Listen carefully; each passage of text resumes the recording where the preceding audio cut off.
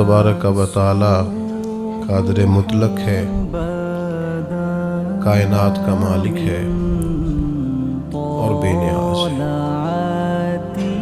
बेनियाज रब पर किसी शख्स का, किसी किस्म का कोई जोर नहीं चलता।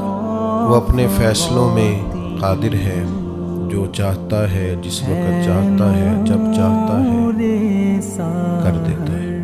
वो एक कुन से सारी कायनात को पैदा करता है, फिर उसका हुक्म आएगा, हज़रत इसराफील अलैहिस्सलाम सूर फूंकेंगे और सारी कायनात फना हो जाएगी। फिर वो एक हुक्म ही जारी करेगा तो लोग अपनी कब्रों से निकल आएंगे। उसके हुक्म से ही मीज़ान अमल कायम होगा, उसी का हुक्म चलेगा, जन्नत और दोज़ख के फैसले होंगे। वो हई है, वो क़य्यूम है, लेकिन उसके साथ साथ वो बड़ा मेहरबान भी है। कोई उसे मजबूर नहीं कर सकता, लेकिन अगर वो खुद ही रहमत करे और कुछ फैसले वो खुद ही कर ले तो फिर ये उस बेनियाज की बंदा नवाजी है।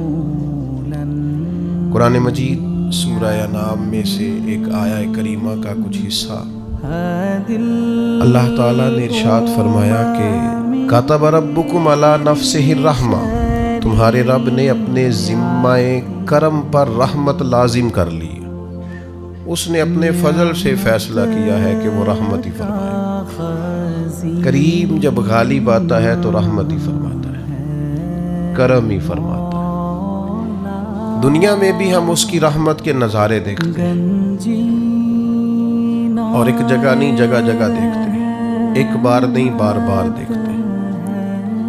एक जगह नहीं, कायनात के रंगों में बिखरे हुए उसके फजल और उसके करम की बरखा बरसती हम देखते हैं। हमारी ज़िंदगी और हमारा वजूद और हमारे पास जितनी भी नेमतें हैं, इन सब को अगर गौर से देखा जाए तो हमारी मेहनत तो 1% भी नहीं। ये जो कुछ भी है उसके फजल और उसकी रहमत ही का सदका है।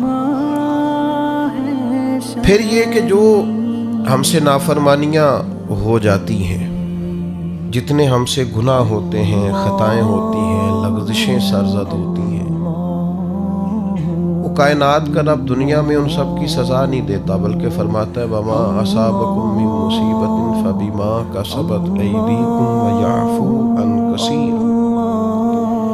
फरमाया तुम्हें जो मुसीबत आती है वो तुम्हारे हाथों के कुरतूत के सबब से आती है। व याफ़ू अन कसीर, बहुत सारी की तो अल्लाह सज़ा ही नहीं देता, वैसे ही माफ़ कर देता है।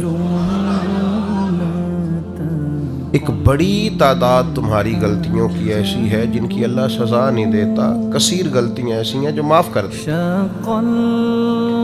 तो एक उसकी रहमत का तकाजा ये कि बिन मांगे देता है, एक ये कि गुनाह पर सज़ा नहीं देता। तीसरी बात ये कि दुनिया में रहमत का नुज़ूल करता है। लोगों के दिलों के अंदर जज्बात हैं रहमत के। हुजूर सैयद आलम सल्लल्लाहु ताला अलैहि वसल्लम ने एक मिसाल दे के बात को समझाया। ये मिशकात शरीफ में भी मौजूद है, दीगर कुतुब अहादीस में भी। हुजूर फरमाते हैं कि अल्लाह ने अपनी रहमत के 100 हिस्से किए, एक हिस्सा अल्लाह ने दुनिया पे नाज़िल फरमाया। फरमाया उस एक हिस्से की बरकत से माँ बच्चों से प्यार करती, बाप बच्चों पर शफकत करता है, लोग गुरबा से मोहब्बत करते हैं। एक हिस्सा रहमत दुनिया में ना, अगले लफ्ज़ सुनेंगे तो आप खुश हो जाएंगे। हुजूर फरमाते रब ने 99 हिस्से रहमत के महफूज किए हैं, क़यामत के दिन अपने बंदों पर फरमाएगा। एक हिस्सा दुनिया में नाजिल किया, जिसके सबब से ये जितना करम है, फजल है, रहमत है, एक दूसरे के बारे में मोहब्बत के जज्बात हैं, ये एक हिस्सा एक करम के सबब से। दरिंदे भी अपने बच्चों से प्यार करते हैं, और देखिए कुछ जगहों पे ऐसा नहीं है, मसलन नागन अपने बच्चों को खा जाती है, मछली अपने बच्चों को पहचानती भी नहीं। तो ये जो बाज़ जगहों पे ऐसा सिलसिला रखा गया है, ये बाकी जगहों पे जो रहमत है उसकी निशानदेही हो जाए उसके लिए रखा गया। کہ تمہیں اندازہ ہو جائے کہیں یہ معاملہ نہیں بھی ہے، اور جہاں ہے وہاں اللہ کا فضل ہے تو ہے۔ آپ غور فرمائیں، بہت ساری جگہوں پہ بہت سارے والدین بھی ایسے ہمیں تاریخ میں ملتے ہیں اور ہمارے ارد گرد پائے جاتے ہیں، بحیثیت باپ ہونے کی بھی اس نے پرواہ ہی نہیں کی کبھی بچوں کی، اس کا اور ذوق ہے۔ تو یہ آپ کے دل میں جو بہت زیادہ پیار ہے بچوں کا، تو یہ سمجھ لیں اللہ نے خاص رحمت فرمائی ہوئی، یہ اس نے خاص کرم کیا۔ پھر چوتھی بات، رحمت الہی کے تعلق سے آپ اس کو سمجھ لیں، پرافٹ ایک بہت بڑی چیز کا نام ہے۔ جس کاروبار میں نفع نہ ہو لوگ اس کو بند کر دیتے ہیں، لمبا عرصہ تک لوگ وہ کاروبار نہیں کرتے جس کاروبار میں خسارہ ہو۔ ایک وقت تک اس کو دیکھا جاتا ہے، جب سمجھ میں آتا ہے کہ یار یہ تو معاملہ جو ہے یہ میری سمجھ میں نہیں آ رہا، تو بڑے سالوں کا چلتا ہوا بزنس بھی لوگ چلتا ہوا کرتے ہیں، کہتے نہیں سمجھ میں آ رہا۔ اپنی زندگی کو پلٹ کے دیکھیں کہ زندگی نفع میں ہے، پرافٹ میں ہے یا خسارے میں ہے۔ اللہ نے تو کہا ان الانسان لفی خسر، انسان نقصان میں ہے، خسارے میں۔ تو اللہ جب رحمت کرتا ہے نا، تو پھر یہ جو زندگی ہوتی ہے یہ نفع میں ہو جاتی ہے۔ کس طرح؟ حضور فرماتے ہیں تم ایک گناہ کرتے ہو تو جب تک کرتے نہیں لکھا نہیں جاتا، اور کر لیتے ہو تو ایک ہی لکھا جاتا ہے، اور نیکی کا ارادہ کرتے ہو ابھی کی نہیں وہ لکھ دیتا ہے، اور فرمایا جب کر لیتے ہو تو پھر 10 گنا بڑھا کے لکھتا ہے۔ تمہاری زندگی خسارے میں ہوتی، تم محسوس کرتے کہ ہر جگہ نقصان ہی نقصان ہے، لیکن اس نے رحمت کی ہے، تمہاری زندگی کو نفع والی زندگی بنا دیا، تمہارے اوقات میں برکت کر دی، تمہارے لیے بہت ساری جگہوں پہ آسانیاں کر دی ہیں۔ پھر اعمال میں برکت کر دی، اعمال میں مسلمان ہونے کی نسبت سے اعمال کے اندر اللہ نے برکت کر دی۔ آپ کبھی غور فرمائیں کہ صرف 3 دفعہ سورۃ اخلاص پڑھیں تو پورے قرآن پاک کا ثواب ہے، 1 دفعہ سورہ یاسین پڑھ لیں تو 10 قرآن مجید پڑھنے کا ثواب ہے، آپ 1 دفعہ درود پاک پڑھیں تو 10 رحمتوں کا نزول ہو جاتا ہے۔ تو اللہ تعالیٰ نے اپنی رحمت سے چیزوں کو بڑھا دیا، ان کے اندر اللہ نے اجر کو زیادہ کر دیا۔ اللہ نے نا ہماری زندگی کے لمحات کو زرخیز کر دیا ہے، کسی کی زمین کو بنجر نہیں رکھا۔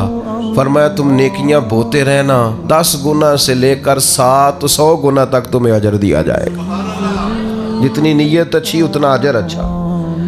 پھر ایک 5ویں بات جو اس تعلق سے بڑی سمجھنے والی ہے اور قابل غور ہے، وہ یہ ہے کہ اللہ تبارک و تعالیٰ نے ایک اور انعام بھی فرمایا، ایک اور کرم بھی اپنے بندوں پہ کیا ہے کہ بعض چھوٹی چھوٹی نیکیوں سے اللہ راضی ہو جاتا ہے۔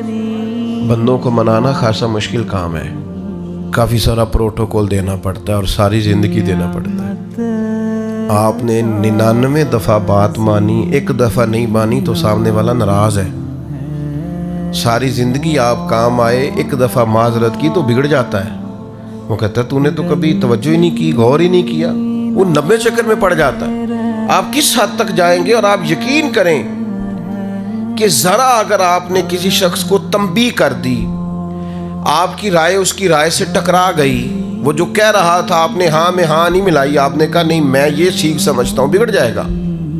آپ محسوس کریں گے کہ لوگ صرف اس حال میں راضی ہیں کہ جس طرح کا وہ چاہتے ہیں آپ اس طرح کا بن جائیں، اور یہ ممکن نہیں ہوتا، یہ خاصا مشکل کام ہوتا ہے، لیکن وہ رب بڑا کریم ہے۔ ساری زندگی گناہوں میں گزارنے والی بی بی اور لتھڑی ہوئی اور آلودہ زندگی گزارنے والی اگر کوئی طوائف صرف ایک کتے کو چند قطرے پانی کے پلا دے تو مہربانی کر کے سارے گناہ معاف فرما دیتا ہے۔ یہ چھوٹے چھوٹے اعمال سے راضی ہو جاتا ہے، اس لیے نبی پاک علیہ السلام نے تاکید فرمایا تم نے نیکی کو چھوٹا نہیں سمجھنا، پتہ نہیں وہ کس بات سے گویا راضی ہو جائے۔ جو بھی خیر تمہارے ہاتھ آئے اس کو کر گزرو، جس حد تک ممکن ہو تم نیکی کرو، نہ جانے وہ کس بات سے راضی ہے۔ ابن ماجہ میں حدیث ہے، دیگر کتب حدیث میں موجود ہے، قیامت کے دن ایک اللہ کا نیک بندہ جنت میں جا رہا ہوگا تو رستے میں اسے کو روک کے کہے گا حضرت یاد ہے میں نے پانی پلایا تھا آپ کو، وہ یاد ہے نا میں نے وضو کرایا تھا، یا یاد ہے نا میں نے فلاں جگہ پہ فلاں آپ کی خدمت کی تھی۔